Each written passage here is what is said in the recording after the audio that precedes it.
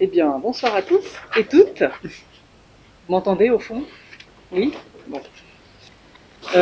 Bienvenue au Fac Lab, à cette première soirée thématique, qui est donc celle instigée par Yann et moi, qui sommes étudiants au DU Femme Manager actuellement. On va vous proposer d'évoquer les pratiques créatrices d'artistes et de makers au sein du Fab Lab, à travers leur transmission, leur partage, et on va vous interroger un peu sur vos rapports aux machines, vos modèles économiques, et éventuellement aussi on abordera des questions de légitimité, voilà. Donc je me présente, moi je suis Aline Girard. Je suis graphiste de formation et céramiste depuis quelques années. Et donc, je m'intéresse actuellement à l'impression céramique 3D. Et c'est ce qui m'a amené ici au Fac Lab. Et Yann? Ouais, merci Aline. Du coup, Yann, moi je suis ingénieur de formation et j'ai pas mal travaillé, parce que j'ai eu du mal à trouver ma place en tant qu'ingénieur, donc j'ai pas mal travaillé à côté autour des pratiques d'impression et d'édition amateur. Donc j'ai entre autres fondé une bibliothèque associative de fanzine à Paris qui s'appelle le Fanzinarium, au 48 rue des Vignoles. Un peu de pub. Et aussi une association qui s'appelle les Amis de l'imprimé populaire et qui s'intéresse à toutes les réappropriations de techniques d'impression traditionnelles avec les outils qu'on a à disposition. Et donc, c'est un peu la démarche des Fab Labs. Et aujourd'hui, j'essaye de poursuivre cette démarche en utilisant les outils à disposition dans les Fab Labs pour retrouver ces techniques d'impression et voir comment on peut faire avec. Et donc, on va vous présenter voilà, nos deux intervenants. Donc on excuse Inès Moreno qui aurait dû être là mais qui malheureusement est souffrante. On pense à elle. Et donc on vous présente on vous présente Adèle Kéniche, qui est résident actuellement un résident du Fac Lab et qui a une longue histoire passée dans les labs, création de labs, gestion de labs, etc. Et nous avons avec nous Nicolas Vialard, qui est artiste, mais qui a aussi un passé, un autre passé, ex-ingénieur, et qui officie en fait dans un Fab Lab surtout, mais en tout cas tu trouves ta ressource artistique au sein de l'activité d'un Fab Lab. Bon, on va développer tout ça. Et du coup, peut-être, ouais, c'est la première question. Et ben voilà, c'est la première question. Non, mais du coup, on va montrer des images. On a pris quelques images, si j'arrive à faire le truc, de ton travail autour de l'impression 3D. Et ce qui nous a paru intéressant en termes de première approche et de première question, c'est, il me semble que tu as fait ta première expo dans le Fab Lab où tu produis tes pièces. Et donc, du coup, et tu as souhaité mettre en parallèle justement la fabrication des pièces et les pièces en elles-mêmes, finies. Et du coup, sur le rapport de monstration que ça imposait, sur la transmission et sur ce que ça voulait dire. En fait, exactement, c'est des pièces que j'ai produites moi. Ouais. Et j'ai cherché à exposer dans un Fab Lab. C'est un peu la différence. J'ai ouvert la porte d'un Fab Lab dans un but de monstration. Et c'était là, donc j'ai plusieurs pièces qui sont un peu dans cette veine-là, qui sont des reprises de composants industriels en fait, parce que je gardais mon histoire d'ingénieur et j'ai repris des composants industriels et en cherchant à provoquer des erreurs sur les impressions et les développer et les extrapoler au maximum. Et donc j'ai cherché à un moment à exposer ces pièces en dehors d'une porte ouverte d'atelier ou des choses comme ça. Et j'ai franchi les portes du Fab Lab La Verrière, qui est situé à Montreuil, vers mairie de Montreuil. Et du coup, ils m'ont ouvert leurs portes et on a pu faire une exposition.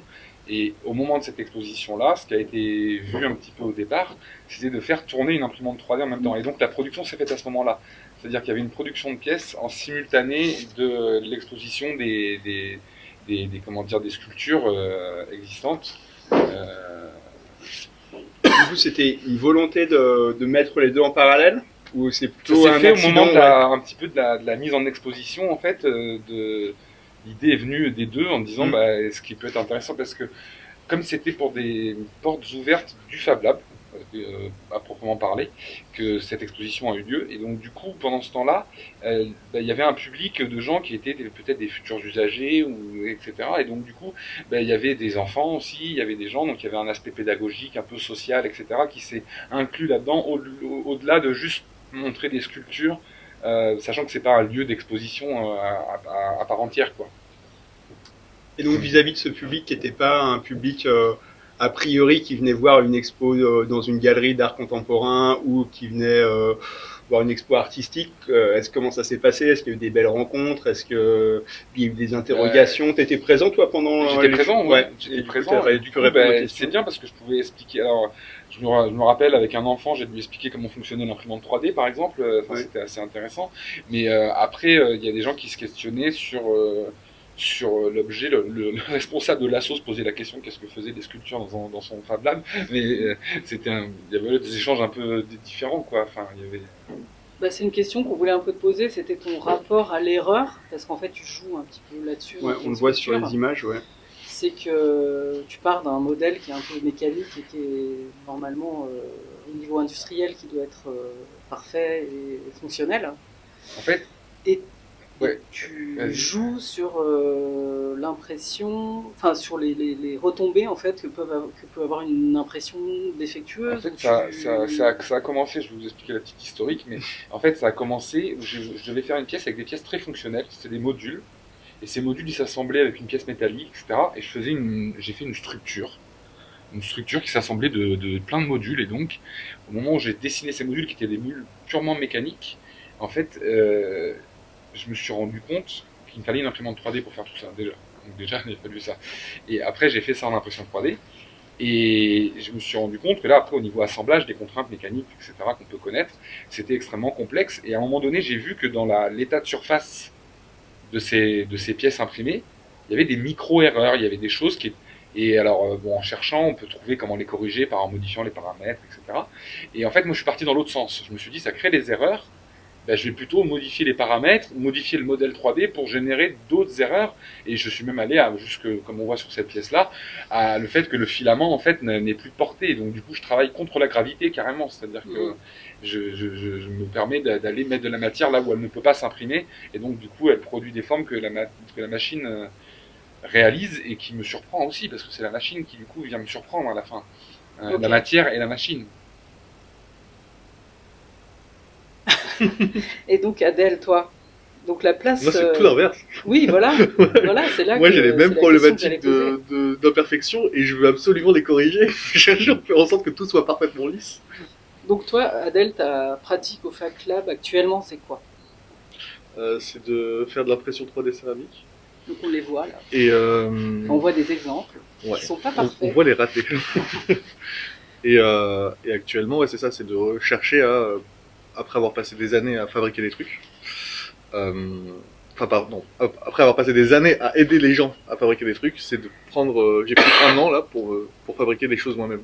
Et donc j'avais envie de creuser la partie impression 3D et la partie céramique, parce que c'est des choses sur lesquelles je traîne depuis des années. Et donc là, je me suis un peu calé ces derniers mois sur l'imprimante 3D céramique. Ok. Et si on revient un petit peu sur ton parcours du coup, d'où tu viens. Dans le Moi, je viens d'ici à la base. L'univers des Fab Labs. Littéralement, mon premier job, ça a été ici. Ça a été au Fab Lab en 2014, en 2013. En 2013. Il y a 10 ans. Il y a 10 ans. Où je faisais le job de Fab Manager, comme Adrien ici. Et j'ai fait ça pendant 2-3 ans. Puis après, j'ai monté un lab à Saint-Denis, puis j'ai enchaîné à bosser à la Sorbonne, et puis ensuite je suis parti monter des labs pour des entreprises à la campagne vers Montluçon. Et maintenant je suis de retour et j'ai envie de fabriquer des choses moi-même. Voilà. Donc c'est un peu nouveau pour toi de... Et du coup, cette place de l'erreur et de l'apprentissage dans ton parcours, tu dis que tu as beaucoup accompagné des gens pour qu'ils fassent leur propre projet. Et comment ça s'est passé justement ce rapport à l'erreur, ce rapport à la transmission et tu disais que justement tu voulais pas que la pièce elle fasse ça et donc tu aidais les gens à ce qu'elle ne fasse pas ça. Et Comment ça s'est passé cette place de la transmission donc, C'est un peu un truc que j'ai appris ici. Il y a- process.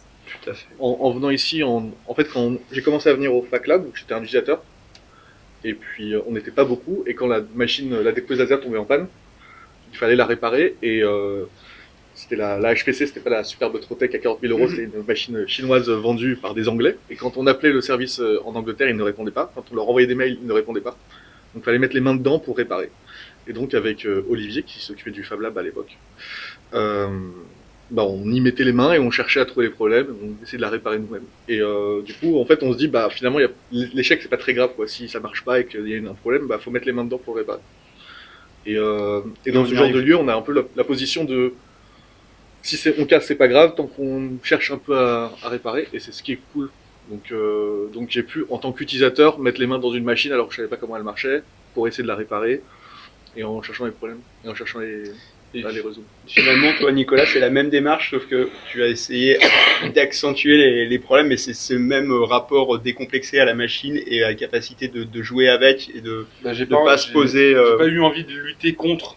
Je me suis dit, ça me produit des erreurs. Au lieu de lutter contre, j'ai lutté pour. Et mais ça rejoint le rapport artistique du rapport à la matière, justement de jouer avec l'erreur, de la sublimer, de la mettre en valeur.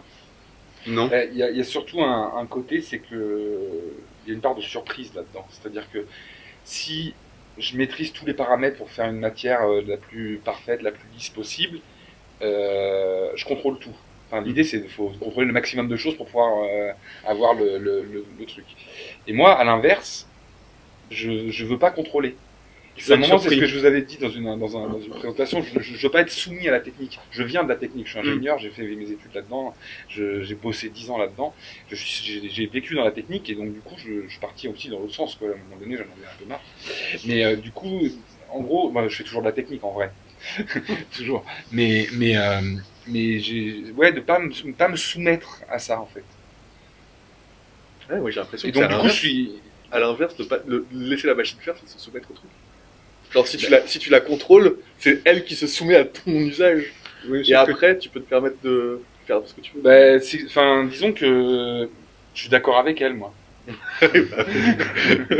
Non, mais après l'erreur, c'est ce que tu as dit, tu as constaté qu'il y avait une erreur et tu as cherché à l'amplifier de manière à augmenter l'effet de surprise. Je crée des déformations sur des pièces fonctionnelles, principalement. Sur une série, j'avais fait. Des pièces fonctionnelles qui sont censées être des objets industriels, un réducteur de débit, ouais, des trucs. Et du coup, je lui crée des déformations plastiques en 3D. Et il va y avoir des déformations qui font pas forcément autant de choses que ça, mais j'ai des déformations, on va dire une modification de la matière qui part un petit peu un élan qui va pas au bon endroit, qui justement nous gênerait si on était un bon ingénieur, on voudrait en lisser tout ça, que ça soit bien droit, et etc. quoi. En fait, c'est un peu ça. Et donc c'est pour ça que j'ai cherché ça. Et en avançant dans ces recherches-là, plus je suis venu là-dedans, plus j'ai vu d'autres défauts qui sont apparus encore plus importants, et je les ai fait agrandir encore quoi. Et toi, Adèle, est-ce que, du coup, ce rapport un peu poétique à la machine, est-ce que ça te parle pas du tout ou... Non. Je veux que la machine, elle marche. On a déjà eu le débat d'ailleurs dans la salle céramique récemment où on me dit non mais en fait les pièces quand elles sont ratées, en fait elles peuvent être belles, machin. Et j'ai pas de problème avec ça, je suis d'accord, mais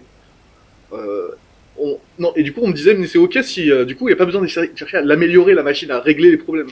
Et ça me frustre parce que on peut faire des pièces qui sont belles ratées, mais c'est mieux si on maîtrise le process et après on peut s'amuser à chercher à trouver les problèmes et à s'amuser des erreurs, mais une fois qu'on a compris et qu'on a réussi à tout maîtriser. Après là on parle en céramique, c'est plus compliqué. Mais peut-être toi tu maîtrises de toute façon l'impression 3D PLA. En l'occurrence, mon imprimante 3D elle tombe aussi en panne et je suis aussi obligé de la réparer. Donc je suis pas obligé de faire de la technique dedans. Mais peut-être que c'est une bonne transition pour. Voilà, en parlant du coup de nos rapports aux machines, on va vous diffuser une petite vidéo de 11 minutes Et donc c'est l'interview d'un duo d'artistes qui se nomme Raffard et Roussel. Donc c'est un couple, donc c'est Mathilde Roussel et Mathieu Raffard, qui ont un cursus, enfin voilà, école d'art et aussi art et technique, puisqu'ils ont fait le DU Artec de Paris 8. Et donc ils ont une aventure avec une machine qui était leur imprimante Epson, qui est tombée en panne, et donc ils ont fabriqué une machine qui s'appelle la machine terrestrographique. Ça a été toute une démarche assez longue. En a découlé un ouvrage qu'ils appellent le vocabulaire de travail, dans lequel ils détaillent tout le processus de cette fabrication, toutes leurs épreuves qui sont traversées. Voilà, ils sont attachés aux questions d'écologie, d'obsolescence évidemment, et évidemment du rapport qu'ils développent par rapport à leur machine et qui est, vous allez voir, assez poétique. En partant du constat d'une panne, ils ont refabriqué une machine mais qui est plus une sculpture et qui a vraiment développé un rapport à la technologie qui développe dans d'autres projets et qui fait l'objet de beaucoup de transmissions de savoir et de. Alors c'est pas ils transmettent pas de la technique, mais ils transmettent oui un savoir théorique et ils vont constater aussi des choses qui ont trait vraiment à notre rapport au monde, à comment on est dans la société, des choses un peu politiques, un peu voilà l'histoire des encres, d'où elles viennent, où elles sont extraits, enfin d'où sont extraits les minerais, etc. C'est à travers juste une machine comme ça qu'ils ont démontée, il y a plein de choses qui remontent. Et c'est ce qu'on trouvait intéressant dans leur démarche, voilà, une démarche un peu de maker, c'est-à-dire qu'ils vont chercher des choses en ouvrant et en touchant les composants, ils cherchent, voilà, et ils trouvent des concepts et de la poésie et de la philosophie et de l'histoire des techniques, etc. Mais ce qui est intéressant, c'est qu'ils parlent aussi de leur rapport, leur expérience dans les Fab Labs, leur visite. Là, ils disent un peu qu'ils ont eu ce problème de rapport entre le bricoleur et eux, leur pratique artistique. Et donc peut-être de façon un peu On a été, nous, un directe, peu surpris dans le sens où, de, enfin, ouais. moi qui ai découvert leur travail, je me disais, ils ont vraiment une démarche de maker et ils ont sûrement beaucoup d'affinités avec les Fab Labs. Et en fait, ils nous ont dit qu'ils avaient un peu des a priori et plutôt de l'appréhension, quoi, Ouais, et qu'au final, ils l'ont construit dans leur atelier parce qu'ils se sentaient plus à l'aise de moins le faire légitime. Ouais. chez eux tranquillement sans avoir un regard critique au-dessus de leur épaule. Et donc peut-être que la question vis-à-vis de toi, Adèle, ouais, c'était par rapport à ton expérience d'accueil justement des gens dans les Fab Labs et de un peu sentir quel était ton ressenti par rapport à ça, comment toi tu voyais les choses et comment tu pouvais peut-être comprendre leur point de vue ou ne pas le comprendre, comment toi tu est-ce que tu as des. Ça te fait penser à des choses, des histoires ou des trucs Euh... Hop, hop, hop. Je sais pas quoi te répondre. Moi, je me suis posé la question si toi, si t'avais rencontré toi, comment ça se serait passé en visitant un Fab Lab. On sait qu'ils ont visité L'Electrolab, ouais. l'Electrolab et d'autres labs, mais Vous avez visité un truc à New York aussi, je mm. me rappelle plus le nom. Ok. Mais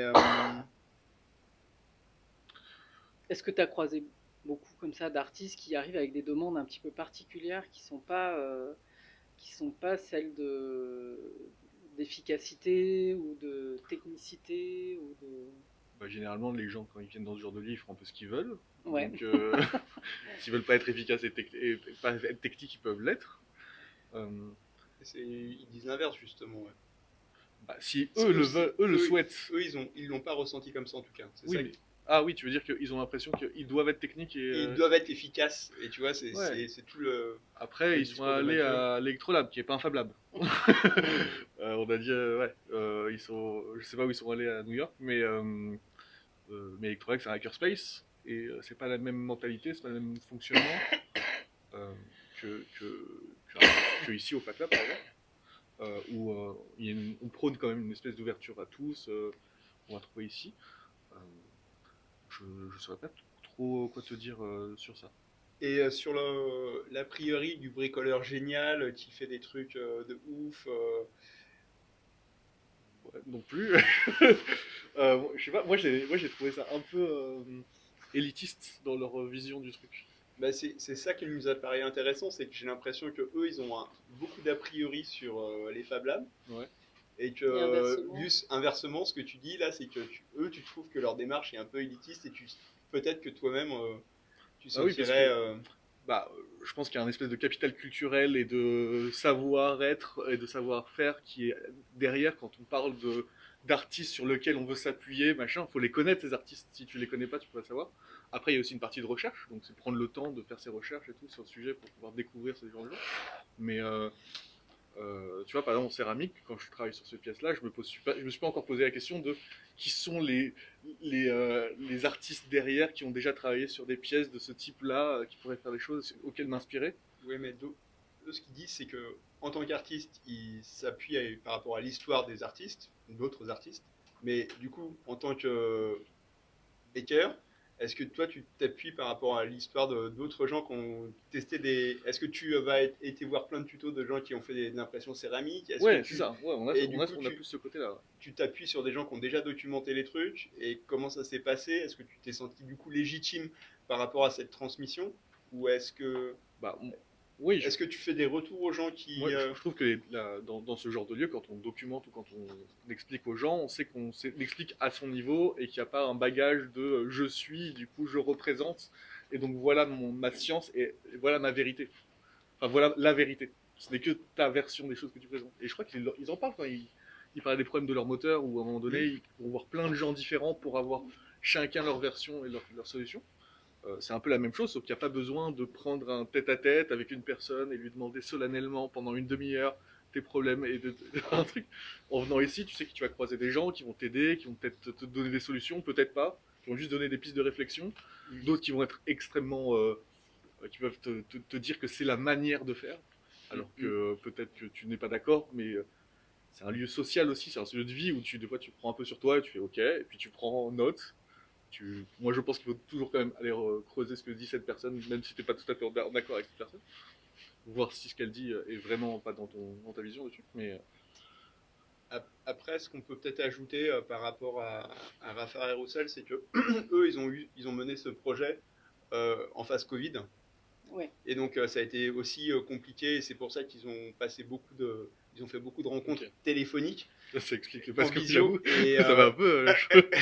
Oui, on fait des visios, ça va un peu. Mais oui, mais du coup, c'est ça aussi qu'ils faisaient. Et vu qu'ils avaient un contrainte de timing pour la réalisation du projet, du coup, ils étaient obligés de le faire dans un temps donné, dans le contexte Covid. Du coup, ils ont dû contacter des gens.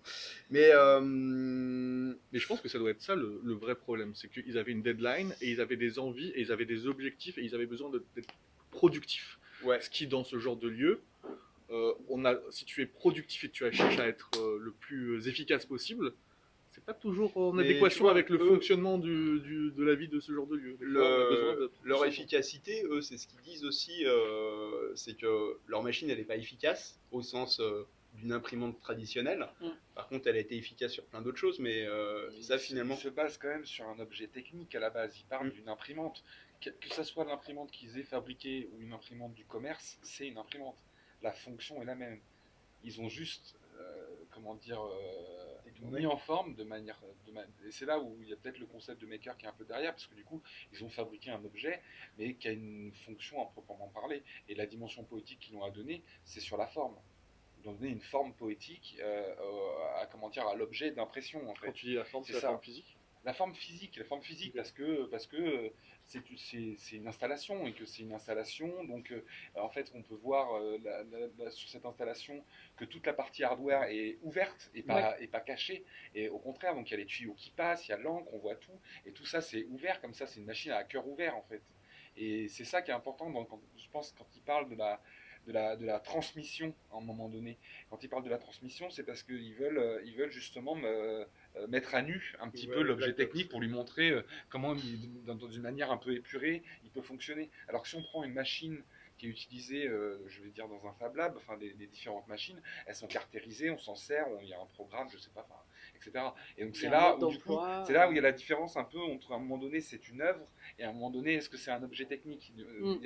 La frontière, elle est là. Elle est pas que dans l'histoire de l'art, parce que ça, je suis pas forcément d'accord totalement avec ça. Moi, pour avoir, enfin, comme j'assiste à des artistes aussi, et j'assiste à un duo d'artistes qui s'appelle Roberto Verde et Géraldine Pi, et qui sont aussi assistants avec moi de Anita Monero. Et en fait, je les assiste parce qu'eux, ils ont fait beaucoup d'installations très techniques, et du coup, moi, j'étais un peu l'ingénieur de la bande, et du coup, je les aidais à, comment dire, à faire des installations sur la partie électronique, mécanique. Enfin, Tu fais des machines qui marchent. et des machines qui marchent, ouais, je les aidais aussi, oui, bien sûr, il y en a. Et comment dire, et à chaque fois, en fait, eux, moi j'étais la personne qui consultait comme eux, ils consultaient des gens pour avoir des infos. Moi, je suis consulté comme ça de temps en temps, et bon, plus tard qu'il y a 2 jours. Mais comme ça, quand il y a une sculpture, là, ça parlait de vision, enfin bref. Et qu'est-ce que je veux dire? Voilà. Et donc, moi, cet ami d'ailleurs, avec qui j'assiste et tout ça, lui, quand on puise aux sources de création, on les puise pas dans l'histoire de l'art. Au contraire. Si on veut mettre quelque chose dans l'histoire de l'art, c'est là où je suis pas d'accord avec eux. Si on veut mettre quelque chose dans l'histoire de l'art, il faut puiser ailleurs. Parce que l'histoire de l'art, elle est déjà là. Ça sert à rien de puiser dans l'histoire de l'art. Moi, je puise dans l'histoire de la technique. Non, mais c'est ce qu'ils disent. Enfin, c'est ce qu'ils disent aussi, c'est qu'ils s'inscrivent dans l'histoire de l'art, dans l'histoire des artistes qui ont touché aux machines, qui ont fait des machines, qui se sont inspirés des machines, mais ils touchent beaucoup aussi.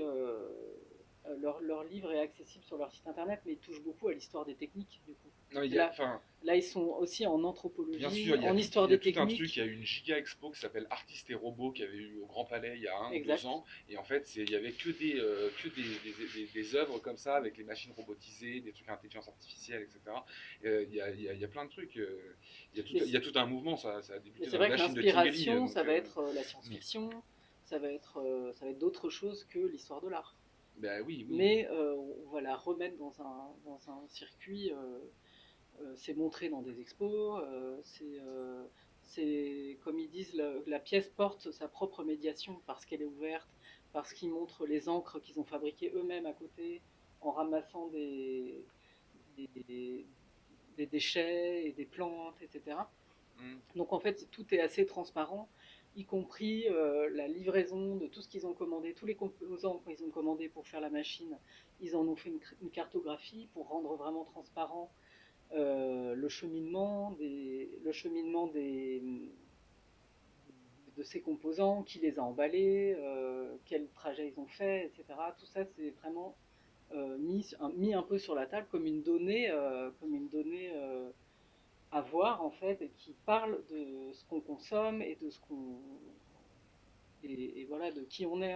C'est ouvrir les black box, c'est vraiment rendre visible les choses, mais en même temps, j'ai l'impression que ça fait écho à ton exposition dans le Fab Lab. Je crois qu'il y avait une question. Mais on aura un temps à la fin pour prendre des questions, si vous voulez bien patienter. Pardon, alors tu me disais. Ouais, du coup, que ça faisait écho à ton expo et à ton travail avec ce rapport de rendre visible le processus. Oui. Et le deuxième point qui moi me paraissait intéressant, c'est que là, Raphaël Roussel, il parle de la poétique de leur machine parce qu'elle fonctionne pas bien. Et du coup, ce rapport à l'erreur qui va induire une poétique, j'ai l'impression que ça touchait aussi toi, ton travail. Parce qu'il y a vraiment cette poétique de l'erreur. Ça touche dans un truc très actuel, là, qu'on n'en a même jamais parlé encore. C'est que j'avais une imprimante 3D qui était tombée en panne. Cette imprimante 3D, je l'avais déjà réparée une première fois en soudant des composants. Donc du coup, je pouvais pas la réparer une seconde fois, donc elle était HS. J'ai dû me procurer une autre imprimante 3D d'occasion. Et la deuxième, je la reconvertis. Donc je suis obligé de racheter une carte électronique, je sais pas où, pour mettre un Linux CNC, machin, pour faire un truc, et je vais en faire un studio de cinéma. C'est-à-dire que je vais me brancher, je pourrais foutre mon téléphone dessus et faire une caméra et pouvoir filmer des impressions 3D et créer des films en fait à partir de ça. Et du coup, je pars d'une panne et je le reconvertis dans une autre machine, quoi. Sachant qu'en plus c'était une machine propriétaire, donc l'électronique on ne peut pas la modifier, c'était pas de l'open source, donc il a fallu, faut que je vire toute l'électronique, enfin bref. C'est sûr que ça demande des compétences. Ouais. Et du coup, Adèle, faire réagir sur ce bricolage des artistes.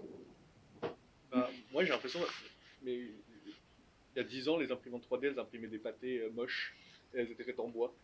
Et d'ailleurs, la première imprimante que j'ai fabriquée, je l'ai fabriquée de toutes pièces. On avait juste des plans sur un wiki où c'était des RepRap. Donc, c'était des imprimantes qu'on fabriquait à partir d'autres pièces. Après, on devait imprimer ses propres pièces pour pouvoir imprimer son imprimante 3D. Et, euh, et donc, ouais, moi, des imprimantes qui marchent, c'est récent dans ma vision du truc. Vraiment, je passe mon temps à réparer des trucs et de temps en temps, la machine marche. Et en étant gérant des labs, on passe plus de temps à réparer des trucs qu'à les utiliser. Donc, ouais, ça me parle dans le sens où réutiliser les machines, refaire des trucs, modifier les cartes électroniques, ouais, ça me parle, j'aime bien cette idée. Mais oui, c'est vrai que de plus en plus, les machines sont de plus en plus fonctionnelles, et donc on a ce côté un peu, les machines sont carénées, t'appuies sur un bouton, et t'appuies sur Start et ça marche. Mais en vrai, vous êtes en train de faire le DU, vous avez vu qu'il y a plein de fois où vous faites les premières couches, elles marchent pas, elles impriment pas, en fait il y a quand même des connaissances techniques à avoir. Il y a quand même un côté, c'est-à-dire que je me retrouve avec une machine en panne, et cette machine en panne, j'ai pas envie de l'acheter, je vais pas la garder pour pièce dans mon truc, je me dis, bah, je peux lui donner une seconde vie, faut que je réinvestisse un petit peu, mais ça me permet d'avoir une machine fonctionnelle qui fait autre chose, et du coup, enfin voilà, il y a un côté écologique aussi oui. dans cette démarche, mais...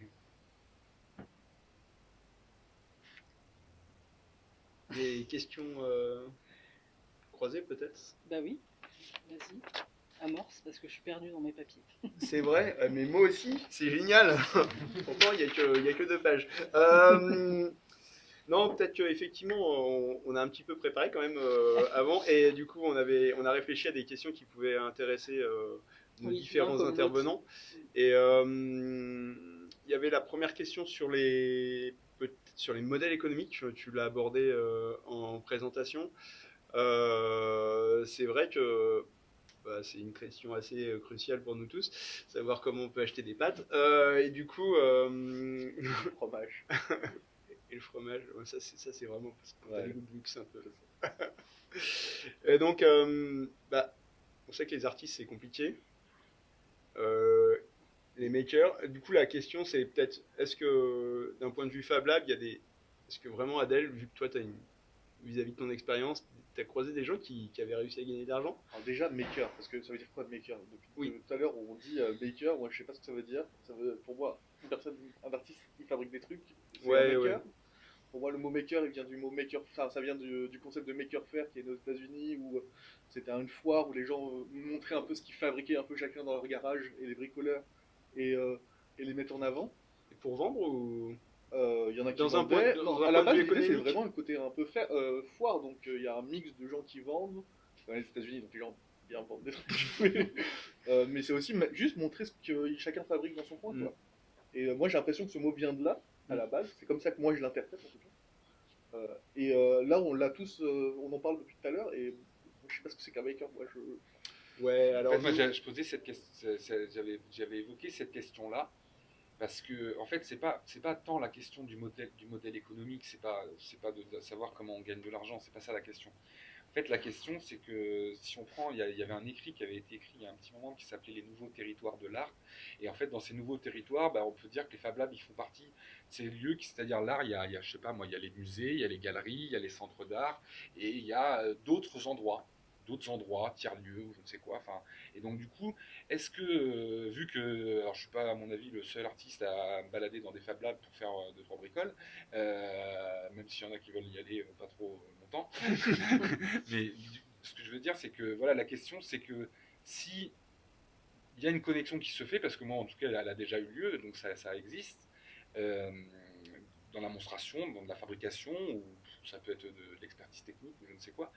Est-ce qu'il n'y a pas un territoire de l'art aussi dans les Fab Labs? C'est-à-dire que c'est pas, ça peut, pourquoi il n'y a pas une expo d'art dans un Fab Lab? Enfin, c'est ça la question. Après, le modèle économique, bon, c'est pas tant de savoir si, parce que s'il y a une expo d'art dans un Fab Lab, potentiellement, oui, il y a peut-être un acheteur d'art, hein, j'en sais rien. Il y a peut-être, s'il y a une expo de maker, enfin, ou d'objets, là, tu fais des objets qui pourraient être des objets, des tasses, des choses en céramique, je sais pas, tout plein d'objets, etc.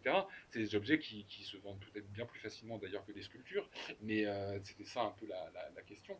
Mais du coup, est-ce qu'il n'y a pas aussi la possibilité que l'art soit peut-être plus présent dans les Fab Labs, et à la fois les Fab Labs peuvent être peut-être plus présents auprès des artistes. Enfin, je sais pas, il y a un truc qui fait que c'est un territoire, c'est un territoire un peu en friche, comme ça, à découvrir en fait. C'est ça un peu Bah, c'était ce que vraiment je voulais soulever, l'objet quoi. de la table soirée. ronde, ouais. C'était pas de opposer les artistes, les makers, même si on va pas ni définir l'artiste, ni définir le maker ce soir. Mais oui, enfin, moi j'aime bien ce que tu proposes en tout cas comme pont, c'est-à-dire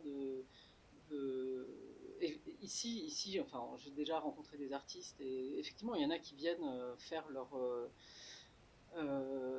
soit leur production, soit leur système d'accroche. La dernière fois, c'était ça. Et puis, du coup, il y a des ponts qui se créent. Après, il y a l'idée, il y a la question de la monstration, et je trouve ça très intéressant que toi, tu aies décidé de faire une expo dans le Fab Lab. Est-ce que vous pouvez définir monstration? Parce que depuis tout à l'heure, vous utilisez Monstration, c'est exposition, une exposition. C'est montrer quand tu son montres, travail lors d'une exposition, quoi. c'est pas des monstres. Non, parce que démonstration, ok. Démonstration, je l'avais pas. Ouais, monstration, c'est montrer. La monstration. Donc, c'est vrai que c'est. Et je voulais du coup que tu nous parles de ton projet qui s'appelle, que j'ai oublié, qui Codename. sort là. Ouais, C'est ouais. un jeu de société qui marche super bien. Ah ouais. Le Codename, et J'ai pas voulu lui donner de nom, je l'ai appelé nom de projet. Ouais, voilà. Nom de code. Qui concerne, enfin qui sort du coup et d'un espace d'exposition et du Fab Lab parce que c'est un Bien. objet qui transite. C'est un peu hybride, ouais. C'est-à-dire que c'est un projet où j'ai fait une sculpture. J'ai imprimé une pièce en 3D. Donc, je sais pas si tu l'as en. Bah, c'est Si. ce que je C'est La- ça, la on verte, fait là. tout à l'heure. Ah, la verte. Ouais, Pardon. là. Alors, du En coup, fait, je il y a vais plusieurs réouvrir ça. occurrences de la même Et pièce. je croyais qu'on avait un petit film, mais non. On l'a pas celui-là. Pardon. Et pourquoi là Non, c'est moi qui patauge dans le dans le truc. Voilà, on va y arriver. La verte. La verte. Et en fait, alors ça, à la base, c'est un modèle 3D. Alors là, j'ai pas pris un composant industriel, j'ai pris une usine carrément, une usine complète. Et donc je l'ai transformé, etc. Et je me suis dit, c'est intéressant parce que là, ce qui se passait au niveau du filament fondu, refroidi, était assez intéressant. Et j'ai décidé de l'imprimer plusieurs fois. Donc, et je veux pas le faire tout seul. C'est-à-dire qu'en gros, c'est ce qui m'a permis un peu de m'ouvrir à me connecter à d'autres Fab Labs, au réseau français des Fab Labs, etc. Enfin, je me suis un peu connecté à tout ça, en me disant que moi, je donne le modèle 3D, il est open source, entre guillemets, c'est une sculpture open source. Je la donne, et l'idée, c'est que chaque Fab Lab puisse l'imprimer et me la prendre en photo. Et moi, après, je vais juste, mais je vais pas faire un montage de Spielberg, hein.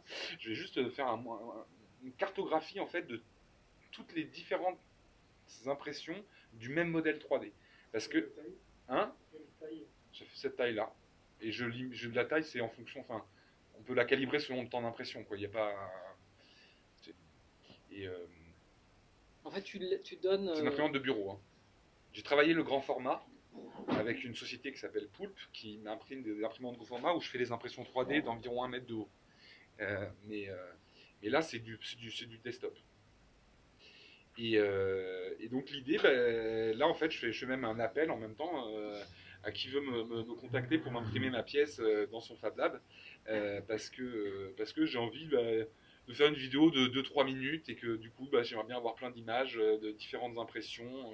Là, j'ai travaillé avec le Fab Lab La Verrière. Je vais travailler, donc j'ai pris contact avec le Pop Lab aussi à Montreuil parce que je suis montreuillois, et du coup qui va imprimer la pièce. Et maintenant, voilà, si d'autres sont intéressés pour imprimer cette pièce, et du coup la garder. Et vous, le Fac Lab, ah ben oui, elle va être imprimée. Et Donc, une petite précision, tu parles d'une pièce monochromatique, c'est une impression, on n'a pas de ce que la machine en a fait. exactement. On ne revient pas dessus. Particulier. Non, et vous pouvez même voir que le radeau, je le décolle avec. C'est vraiment monochromatique. C'est monochrome, mais monochrome, pardon. il se trouve que je suis allé au salon de l'impression 3D, donc du coup ce projet a été un petit peu relayé, et il y a une personne du public qui a participé, qui me l'a imprimé. Il ne l'a pas imprimé en monochrome, il m'a fait un socle orange, il doit avoir une imprimante bicolore, et un socle orange, et il l'a mis en vert, et j'ai trouvé ça magnifique. Et ça, Mais- tu nous as donné la photo? Oui, Ah oui, bah, ça doit être une des deux autres alors. Euh, Toi, tu demandes du coup, tu donnes le modèle Celle-là, 3D, Ouais, c'est celle-là. et en fait, les gens l'impriment avec leur réglage, quoi. Avec leur réglage, Leur leur filament, matière, leur leur- couleur, leur truc, c'est là en totale liberté. Et l'idée, moi, c'est d'avoir justement une variété, Mm. de la multiplicité du À même partir modèle, d'une quoi. même matrice. Et tu donnes un protocole d'impression. Tu as une fiche un petit peu qui explique comment. Alors, j'ai fait un Parce petit que tu site et dis tout ça où qu'on a j'explique la la fiche, liberté. mais voilà, faut aussi que j'échange, je pense, à chaque fois, parce que j'ai pas mis un mode opératoire. J'ai pas fait de mode opératoire. J'ai lancé le truc totalement ouvert, mais il peut se trouver des questions. Une question toute bête, par exemple, pour l'imprimer, ça, il faut pas mettre de support, sinon ça pose des problèmes. Ça donne pas le même rendu. Voilà. Ça, faut que je le détaille. Et comment donc la finalité du projet, c'est de montrer cette vidéo, enfin l'œuvre. Et au les final. finalités, elles sont multiples. Voilà. À la fois, j'ai une de mes pièces dans un Fab Lab. Donc du coup, moi, je vais dire dans mon parcours que j'ai travaillé avec tel Fab Lab, ce qui est vrai, parce que j'aurais travaillé avec sa machine, mais, etc. Donc je mets dans mon parcours artistique que j'ai travaillé avec tel Fab Lab. Donc ça, il y a cette partie-là. La pièce, elle est donnée, elle peut être exposée, elle peut être mise à la poubelle, j'en sais rien, elle peut avoir une vie que le Fab Lab décide de faire ce qu'il veut avec. Et après, moi, je garde une trace de vidéo. Et ça, c'est une vidéo que j'aimerais, alors là, pour l'instant, j'ai pas de lieu d'expo, de rien, que j'aimerais diffuser, quoi. Et je pourrais diffuser, enfin, j'ai une piste peut-être pour la diffuser en ligne, mais enfin voilà, donc je vais faire une diffusion de la vidéo, parce qu'après, je pourrais la diffuser à plusieurs endroits sur le net. Enfin, voilà. C'est un peu ça l'idée. Et c'est une manière aussi de mettre en valeur les différents Fab Labs qui vont travailler avec, parce que il y aura une explication, enfin, de toutes les personnes qui ont travaillé avec ce truc, ce projet-là, quoi. Et tu l'accompagnes de la vidéo, elle serait accompagnée d'explications un peu techniques ou pas? Bah, Bon, je c'est une vais- question parce que bon, ce dont on devait parler un peu avec Inès, c'est de exposer comment on expose, enfin, comment s'expose le geste technique en fait et la technique dans le dans, dans le dans l'univers plus muséal en fait. Mais est-ce que du coup cette œuvre qui est ta vidéo, est-ce que il y a une histoire que tu racontes avec, Alors, une histoire un peu moi, le truc, de c'est qu'il transmission? faut savoir que je suis un peu self-made. Donc, Ouais. du coup, moi, moi-même, je trouve la distribution, la diffusion, le machin, j'essaye de faire tout le circuit tout seul. Tout seul, ouais. Donc, du coup, j'ai pas encore parce que je me suis pas frotté d'ailleurs, mais ça m'intéresse pas tout de suite, d'expo dans un lieu d'art qui soit prévu, etc. Au contraire, là, moi, je cherche, ça expose dans des Fab Labs. Enfin, je suis dans un itinéraire qui n'est pas, voilà, je cherche pas tout de suite comment dire, le lieu qui va Oui, me, bien sûr, ouais. enfin, Non, mais ce que je voulais dire, c'était est-ce que tu as l'intention dans la, enfin, quelle médiation tu vas donner à cette pièce en fait? Donc, la est-ce qu'il y a un médiation, enfin, cartel? Qu'est-ce que tu vas dire sur ce il est censé, mais rien n'est fait pour l'instant parce qu'il faut que je produise d'abord la vidéo. Mais j'avais un contact pour avoir un article, et donc du coup il y aurait un article avec la vidéo, etc. Et donc du coup il y a une explication. Ok. Et c'est en projet pour l'instant. La question de la légitimité, peut-être. Du coup, ça, c'est intéressant, puisque ça introduit cette notion de finalement... comment tu... Ouais, c'est pas évident à tourner, hein. C'est à moi de poser la question, je sais pas pourquoi. Non, mais... oui, la question de la légitimité... Quand tu te définis comme artiste et quand tu te définis comme maker, et finalement, quand tu te sens le droit de te positionner en tant qu'artiste ou en tant que maker avec des grosses guillemets. Mais ça, c'était un peu une C'était un peu question. c'était un peu Ouais, ma c'était question. un peu Ouais, une J'ai question un peu du de- mal à répondre à cette Euh, question moi, mais C'est à moi de répondre. Ouais, je suis curieux de savoir. Non, À quel moment tu décides que tu te présentes en tant qu'artiste comme. Moi, le truc, c'est que, comme j'avais expliqué, que j'ai une première vie d'ingénieur, ce boulot-là, je l'ai laissé pour faire de l'art. Après, ça m'a amené à commencer à construire des choses, mais au début, c'est de l'expérimentation. Et au fur et à mesure de cette expérimentation-là, j'ai dégagé un geste. Ce geste-là qui commence à se répéter, qui commence à prendre forme, etc. Et une fois que j'avais un corpus d'environ une dizaine, quinzaine, dizaine d'œuvres, enfin, selon le même geste, Excuse-moi, j'ai commencé. j'y connais rien, du coup je vais poser des questions qui sont basiques, mais c'est quoi un geste? Parce que pour Ouais. moi un geste c'est pas ça, c'est pas fabriquer un objet. Du coup qu'est-ce que tu définis par un geste? Mais un geste, c'est-à-dire que c'est, je disais, je parlais de mode opératoire, c'est-à-dire que pour faire ces pièces-là, j'ai une succession d'opérations, et ces successions d'opérations-là, elles me conviennent, je me sens bien dedans, je les répète, je produis des effets qui me conviennent, etc. Et j'ai des allers-retours qui sont comme ça, un petit peu. Alors que dans une expérimentation, un peu quand j'étais un peu, il y a 5 6 ans, enfin un peu plus tôt dans ma démarche, j'allais à droite, à gauche, j'étais un peu plus perdu. Et donc là, je me suis centré un peu autour d'un geste que j'ai construit, etc. Dans lequel je me sens à l'aise dedans, quoi. Après, c'est un point déjà qui permet de dire que du coup, parce qu'un artiste c'est faire œuvre aussi, donc à un moment donné, c'est faire œuvre, c'est ça. Et, euh, et du coup, ça dégage du sens. Donc c'est de pouvoir y dégager du sens, y dégager une mythologie aussi autour de ça, qui correspond à tout ça. Euh, et il y a ça. Après, moi, j'ai quand même, bon, je travaille aussi avec des artistes. Je disais Roberto Verde, Géraldine Pi, Anita Molinero, qui est une grande artiste où j'ai fait des montages de ses expos au musée d'art moderne, etc. Donc je suis déjà inscrit un petit peu dans une famille artistique qui existe. Donc j'ai ce genre de choses qui. Mais après, on peut pas s'auto-proclamer non plus. Enfin, c'est-à-dire que c'est toujours un processus, en fait. C'est toujours en cheminement. Je suis artiste de ça, mais peut-être que demain je serai artiste d'autre chose, ou peut-être que je serai pas artiste d'autre chose. Enfin, j'en sais rien. Je sais pas. C'est un cheminement, quoi.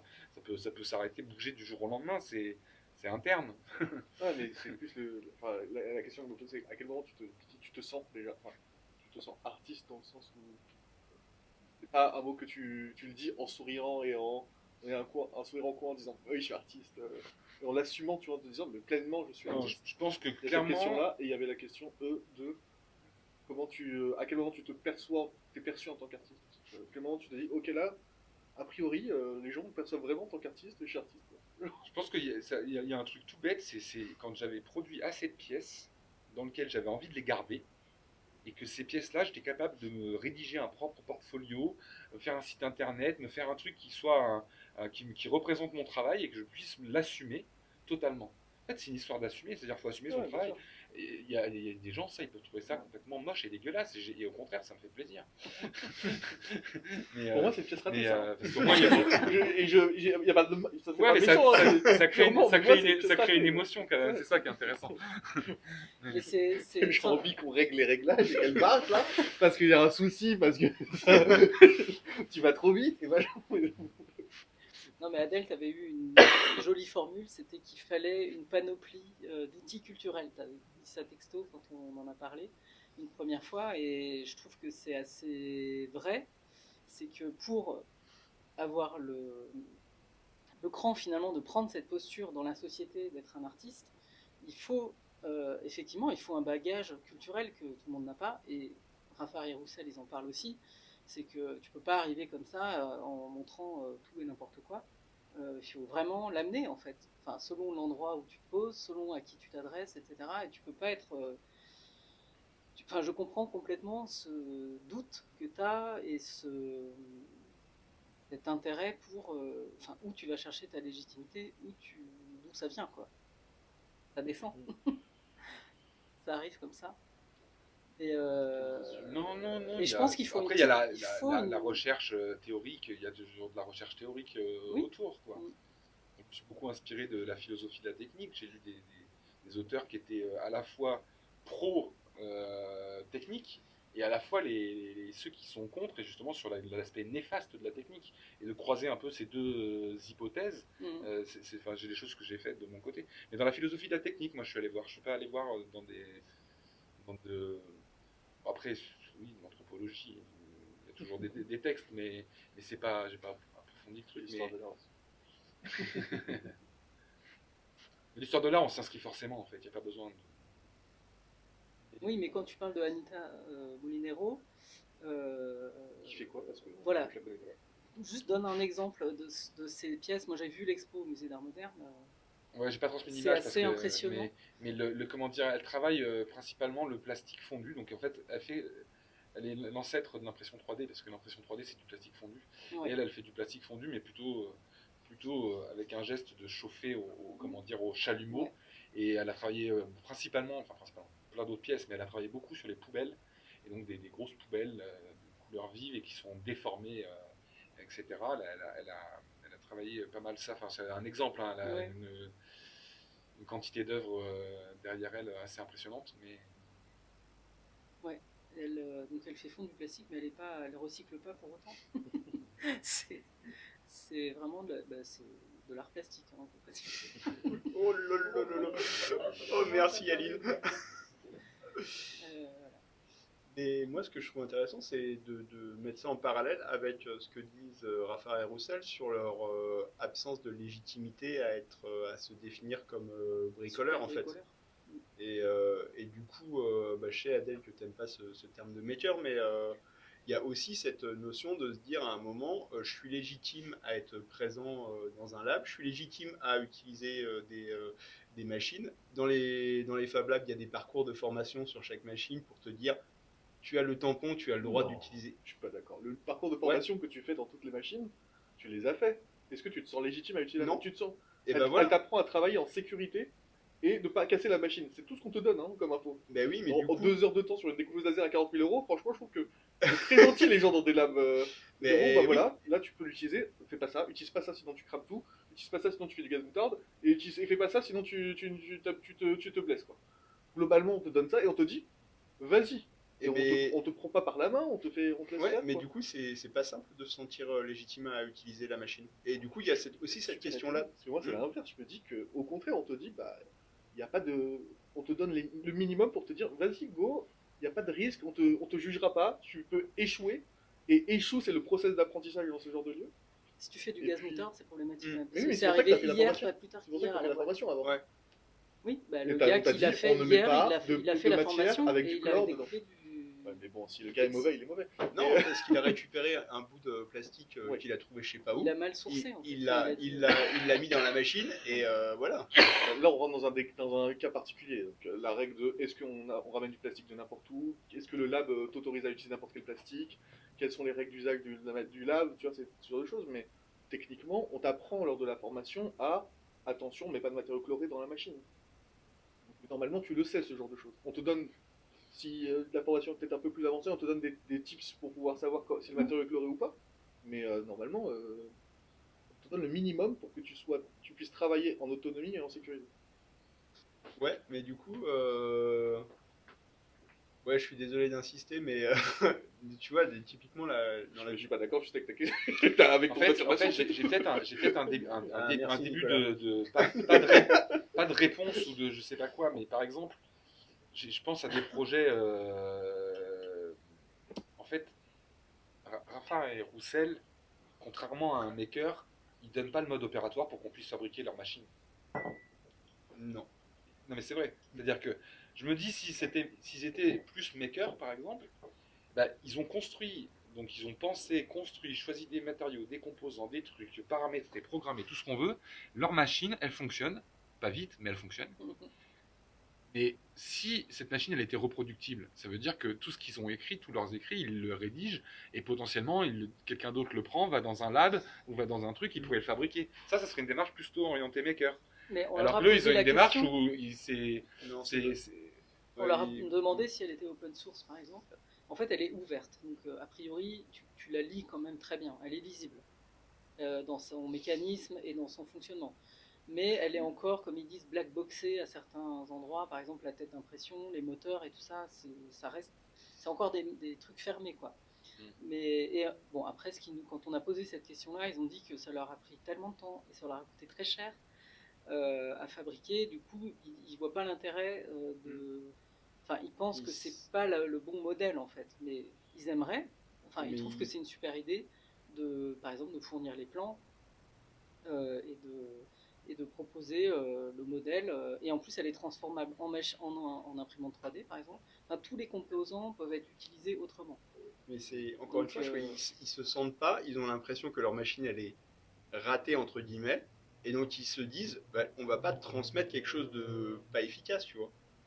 Alors que Il y a un côté comme ça, des fois, quand on fait des trucs où justement ça marche, mais en gros, il y a que moi qui sais le faire marcher. Et c'est exactement ce qu'ils nous ont dit. Parce que moi, je leur ai posé la question. J'ai dit, est-ce que c'est une machine qui peut être activée dans l'espace d'exposition? Est-ce que les gens, enfants, adultes, les publics peuvent venir imprimer une image, par exemple? est-ce qu'ils l'ont mis à disposition? Ils ont dit, ah bah non, si on n'est pas là, elle peut pas fonctionner parce qu'il faut justement remplir le réservoir d'encre qui n'est pas du tout proportionné par rapport à la taille de la machine.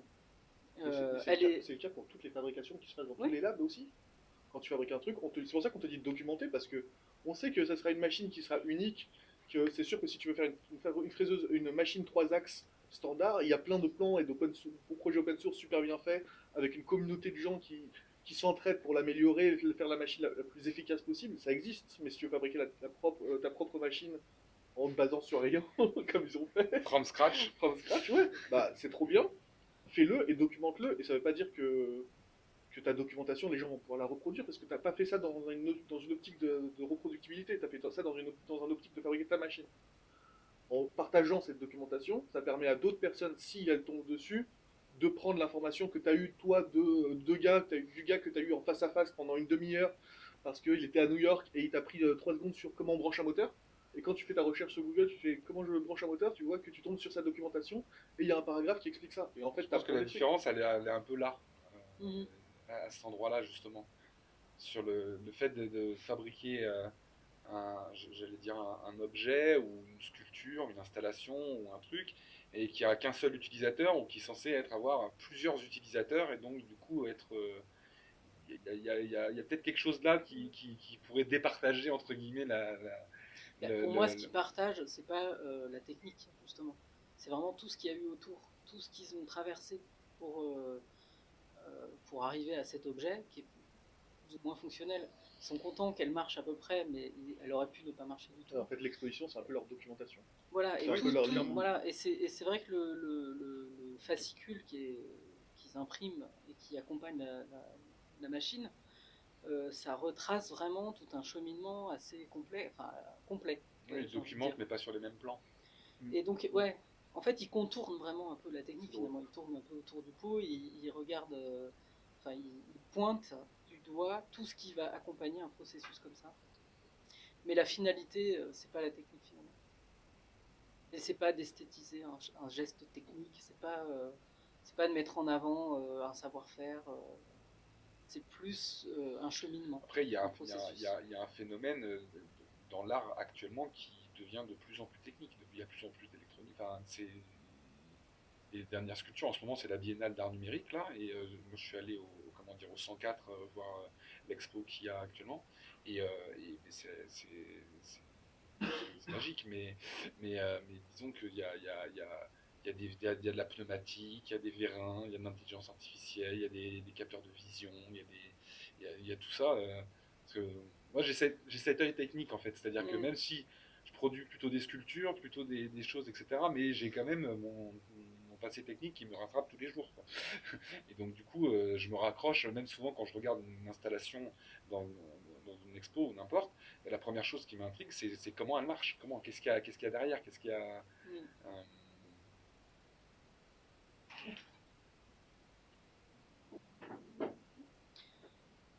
Très bien. Peut-être qu'on passe aux questions dans la salle, si des gens qui ont envie de réagir à tout ce qu'on a dit. C'était une pensée qui m'est traversée. Ce couple d'artistes ne faisait pas nécessairement référence à l'art. C'est intéressant qu'ils aient parlé de Calder, cette boule qu'ils ont découvert sur cette machine à écrire ancienne. Moi, je fais la recherche dessus, parce que ça m'intéresse de savoir Calder, comment il a utilisé cette boule pour faire le mouvement de ses sculptures.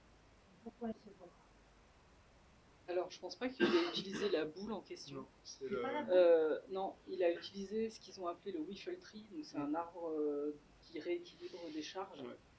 Alors je pense que la machine à écrire en tant que telle, alors là je suis pas une spécialiste non plus, mais la machine en tant que telle, elle va... C'est la boule. Ouais, mais en fait la boule elle contient les lettres et elle vient frapper le papier. Mais du coup je connais pas le lien entre la boule en tant que telle, qui est assez belle, et cette histoire d'équilibre et de Wiffle Tree, et qu'on voit pas. Donc, qui est pas explicité là, mais c'était pas l'objet de la vidéo, mais C'est pour ça il qu'il faut- faut parler de cette... ouais, eux, ce qu'ils montrent dans leurs pièces qui concernent vraiment ce principe-là, c'est comme ça ressemble au mobile, quoi. T'as une suspension et c'est subdivisé, et les subdivisions vont rééquilibrer une charge. Voilà. Et donc c'est ce qu'a fait Calder. Enfin, c'est le principe qu'a repris Calder. C'est ce que j'ai compris. Ouais, moi aussi. Je voulais peut-être. Ouais, on va pas remontrer les photos. Je sais pas, est-ce qu'il y a d'autres questions? Non, moi je trouve ça super intéressant là, ce que tu disais, Nicolas, sur la tentative un peu de faire fabriquer des pièces dans des Fab Labs. Il y a un côté un peu recherche finalement de passer dans d'autres canaux de diffusion de l'art. Enfin, j'ai l'impression qu'il y a un peu ça.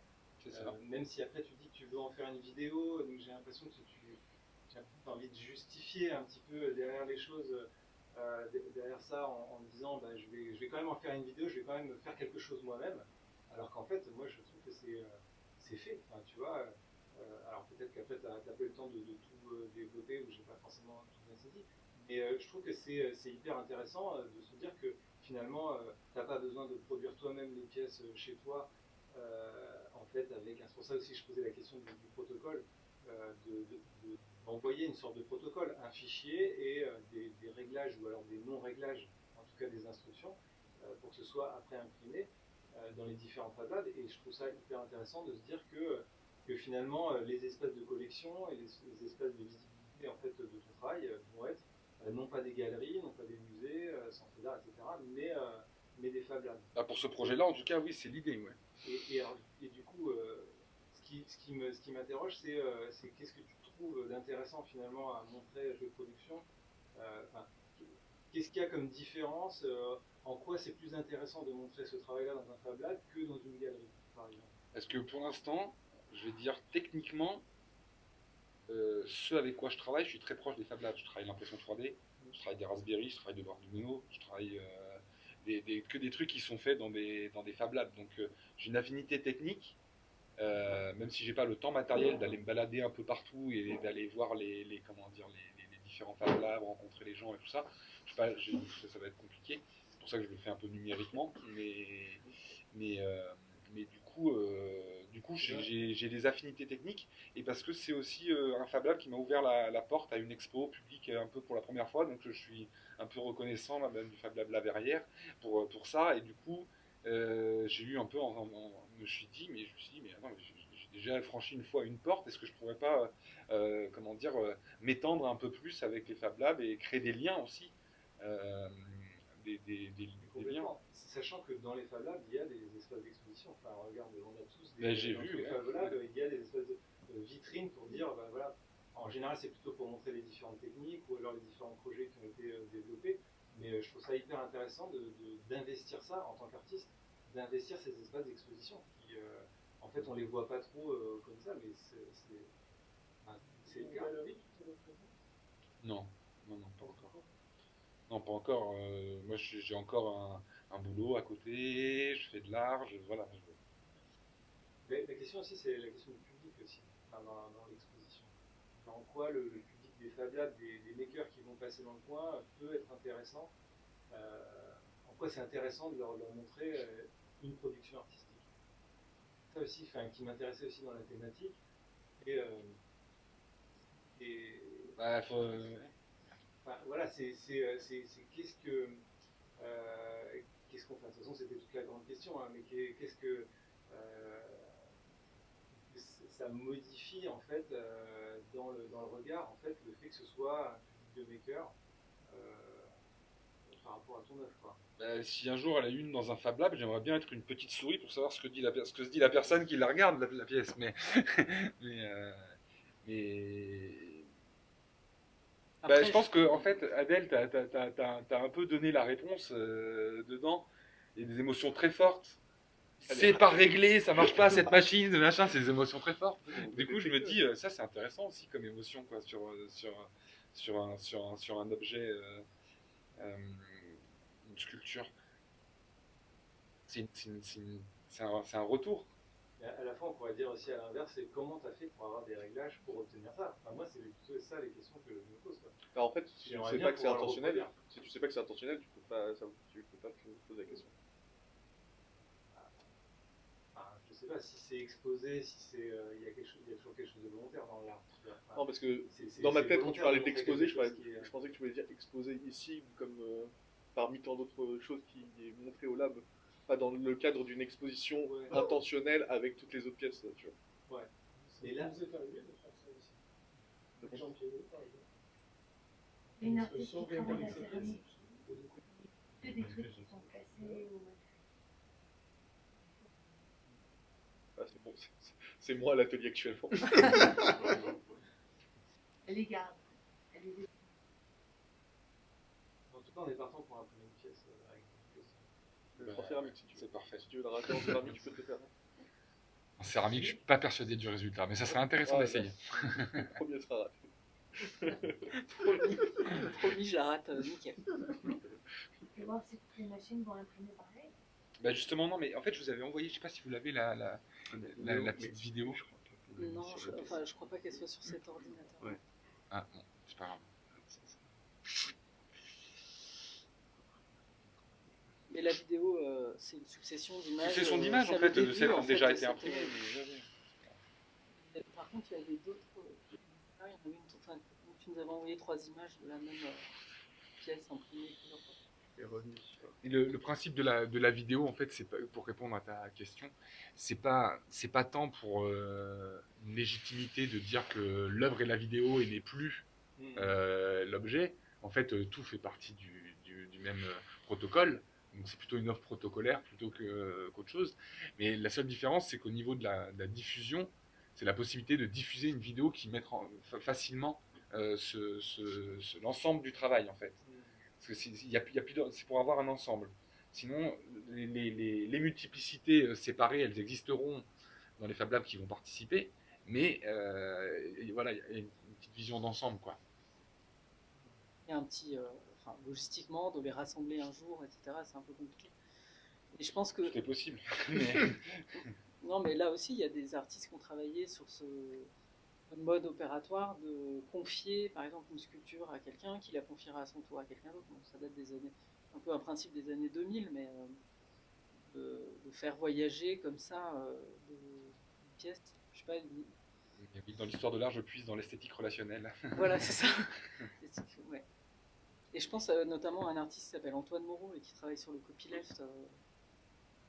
Et donc, il faisait circuler comme ça physiquement des œuvres et elles étaient libres d'être reproduites et de recirculer à nouveau. Je ne sais plus quel était le principe exactement, mais il y avait un truc un peu comme ça. Une sorte de matrice et en fait les gens se la réapproprient et la refont circuler à leur tour. Et la traçabilité, et évidemment il y avait une traçabilité, mais je ne me rappelle plus quelle forme ça prenait au final, mais il y avait quelque chose comme ça. Donc l'objet comme un lien entre les gens.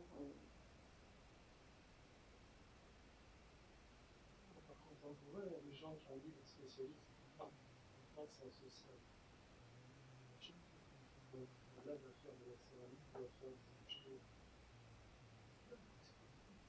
Il y a aussi un artiste qui a dit c'est le regardeur qui fait l'œuvre.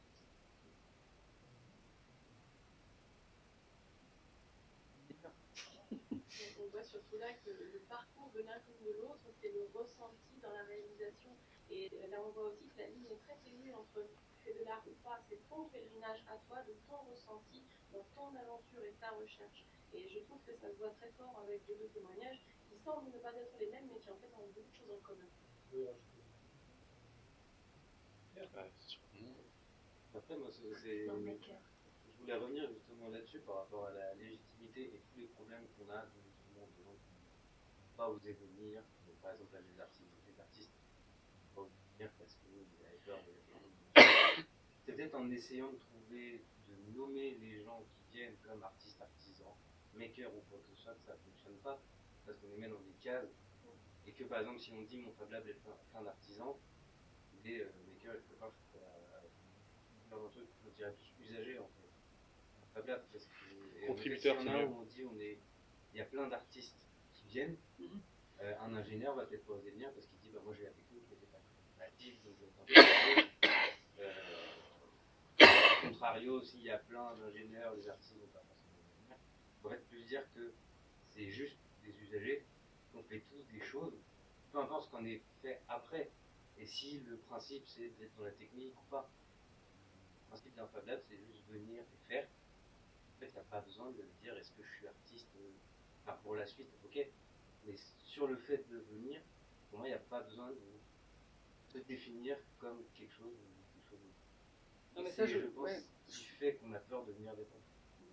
Ce que je voulais dire tout à l'heure, c'est qu'en fait, l'ensemble des usagers d'un Fab Lab n'est pas la même personne. C'est pas un ensemble uniforme. Et heureusement qu'il y a plein de gens différents qui viennent. Et c'est ça la richesse du truc. On a volontairement un peu fait un titre un peu accrocheur et un peu à l'emporte-pièce. Mais évidemment que c'est à nuancer et que évidemment les artistes s'inspirent des techniques, mais vont s'inspirer aussi en ce moment beaucoup de l'artisanat. C'est un peu des choses dont on aurait pu développer plus.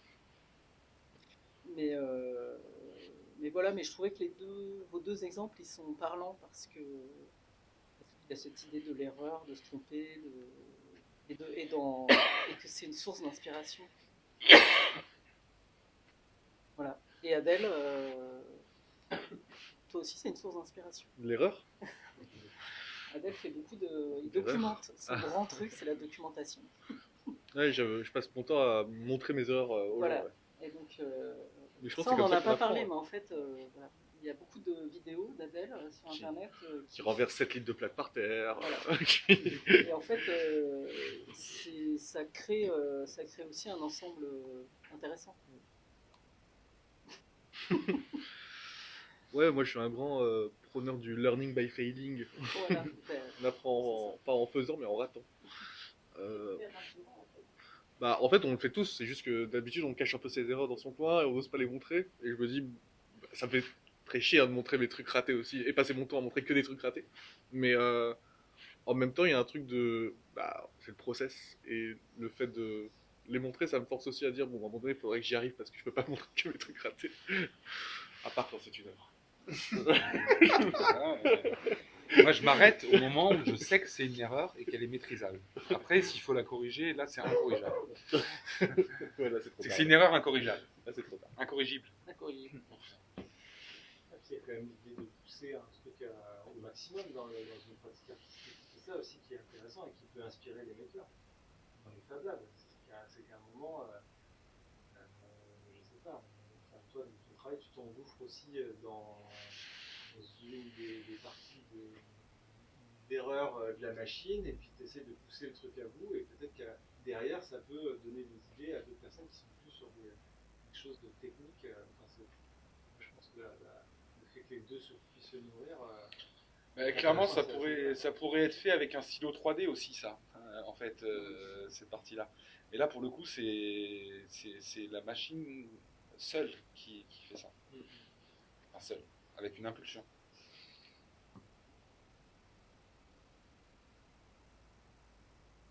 Réaction. Un artiste qui m'a invité ici, là tout à l'heure parce qu'il faisait des mouchoirs, il fait une exposition demain. Où ça? Couronne, Ok. si vous voulez. Donc c'est lui qui m'en a Ah, il n'est pas parlé. resté, Yann. Il est parti parce qu'il prépare son ministre. Il est un peu timide aussi. Mais il m'en avait parlé et je suis venue découvrir pour voir. D'accord. Et pour voir ce qu'il faisait. Non, ce qui se fait, Ah. c'est ce que je découvre par maison. Là, regarde, le Fungus Mundi. Alors, le premier truc qui m'avait épaté, il gardait toutes les choses ici avant, toutes les choses qui étaient fabriquées ici, et après vendues, des jeux de et c'est fabuleux de voir ce que les gens fabriquent ici.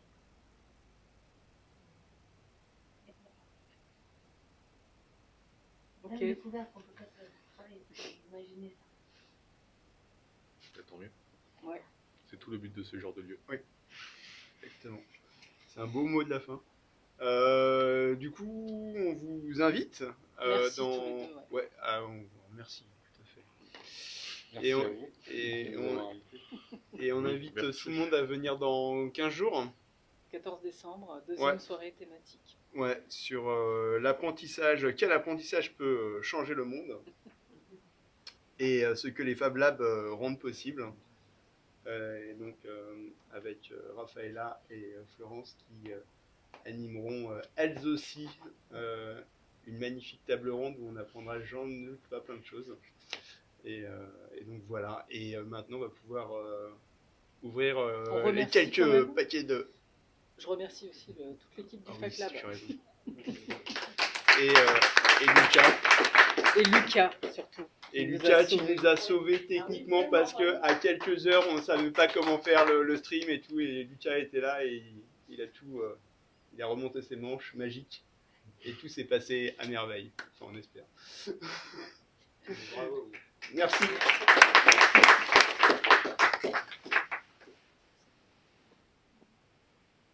Et donc on va Voilà, c'est ça.